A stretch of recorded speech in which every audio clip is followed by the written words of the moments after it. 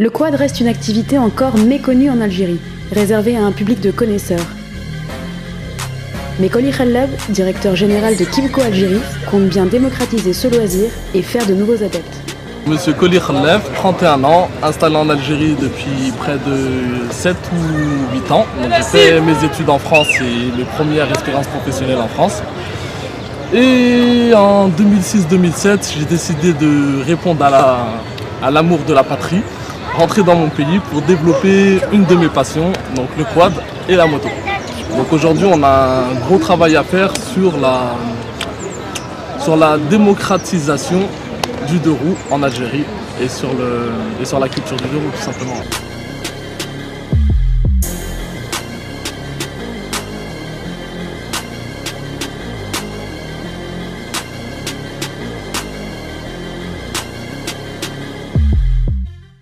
Déjà, il faut combattre les a priori. En Algérie, deux roues, c'est assimilé voyoucratie.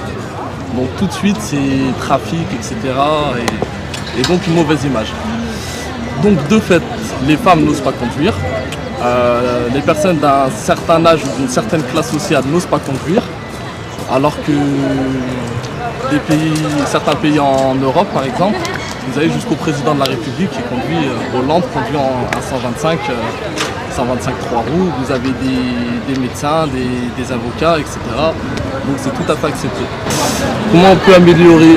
Donc en combattant les préjugés, donc je pense que ça passe par des événements de ce genre, où on prend avec nous un échantillon du public. Donc on va essayer de prendre pas que des jeunes, on va prendre des personnes plus âgées, on va prendre des femmes, on va prendre des femmes voilées, etc. Ça passe aussi par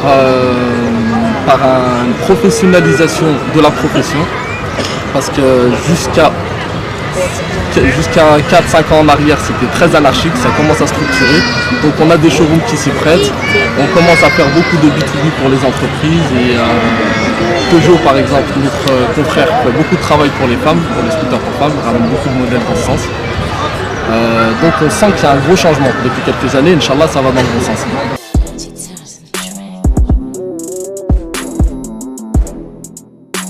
Si vous voulez, la réglementation, elle est à la fois obsolète sur certains points, donc c'est des textes de loi qui datent des années 80.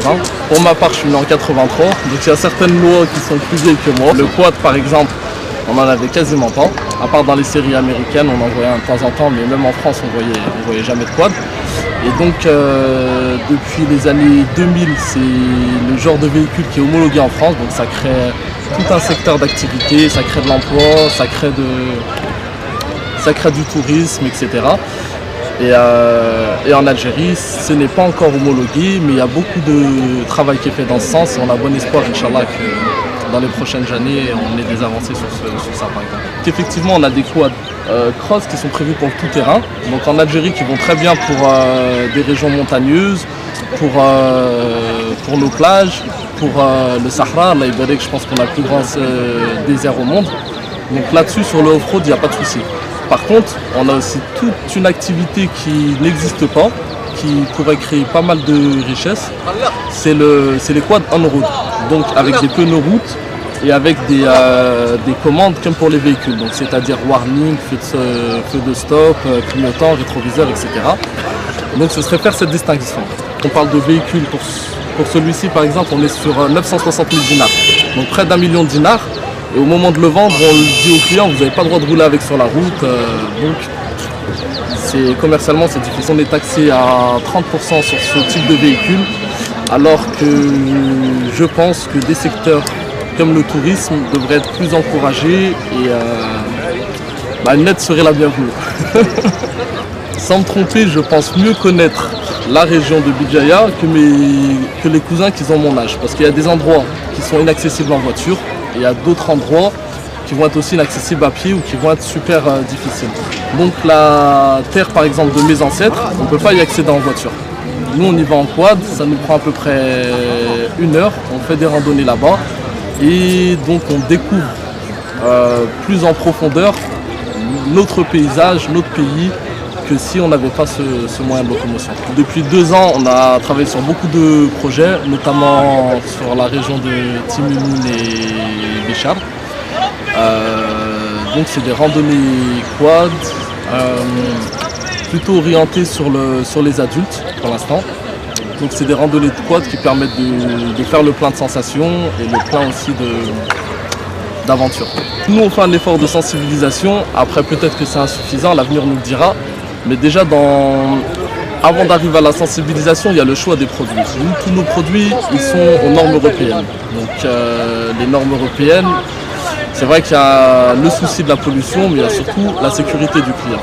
Donc par rapport aux angles d'inclinaison, aux distances de freinage, etc., il faut savoir que nous, on place nos clients sur le même niveau qu'un client européen.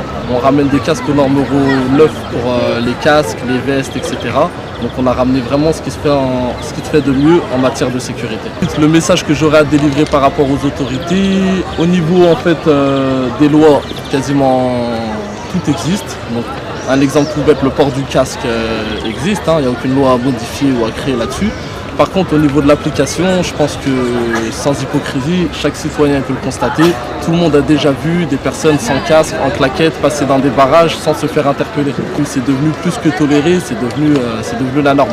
Ce serait bien de maintenir la pression pendant plusieurs mois, de manière à ce que tout le monde comprenne. Un peu comme vous savez pour l'automobile, avant personne mettait la ceinture, après ils ont mis des amendes à tout le monde, aujourd'hui tout le monde met la ceinture. Donc ce serait bien qu'ils fassent la même chose pour le port du casque.